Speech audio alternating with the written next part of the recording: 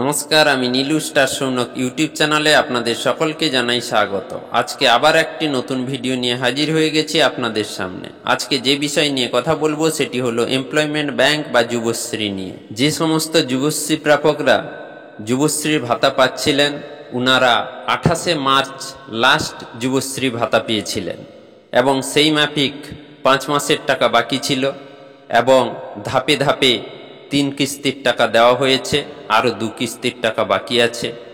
এই কথা আমি মার্চ মাস থেকেও বলে এসেছি এবং গতকালও আমি ভিডিওতে সেই একই কথাই বলে এসেছি এবং আমার সেই কথা অক্ষরে অক্ষরে মিলে গেছে। দেখুন, আমি সেই মার্চ মাস থেকে বলা কথা এবং কালকের পর্যন্ত ভিডিওতে বলা কথা আমি বলে এসেছিলাম যে বাকি 5 মাসের টাকা থেকে 3 মাসের টাকা দেওয়া হবে এবং তারপরে আনেক্সার 3 সাবমিট করার জন্য বিজ্ঞপ্তি প্রকাশ করা হবে।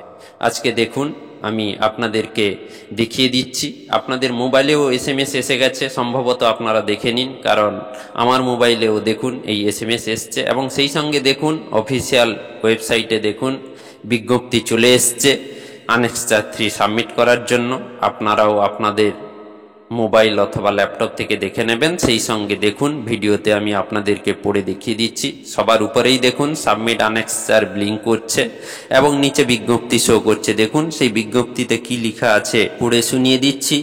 বিশেষ বিজ্ঞপ্তি, যে সকল কর্মপ্রার্থী যুবশ্রী প্রকল্পের মাধ্যমে ভাতা পাচ্ছেন তাদের আগামী 8-10-2025 থেকে 2-11-2025 তারিখের মধ্যে অবশ্যই আনেক্সার 3 ফর্মটি অনলাইনে সাবমিট আনেক্সার 3 লিঙ্কের মাধ্যমে জমা দিতে অনুরোধ করা হচ্ছে। এই লিঙ্কটি এমপ্লয়মেন্ট ব্যাংকের ওয়েবসাইট employmentbank.gov.in এ পাওয়া যাবে। এই বিষয়ে আরও নিকটবর্তী এমপ্লয়মেন্ট এক্সচেঞ্জের সাহায্য নিতে পারেন। এই বিষয়ে তথ্যমিত্র কেন্দ্র ও বাংলা সহায়তা কেন্দ্র থেকেও পাওয়া যাবে।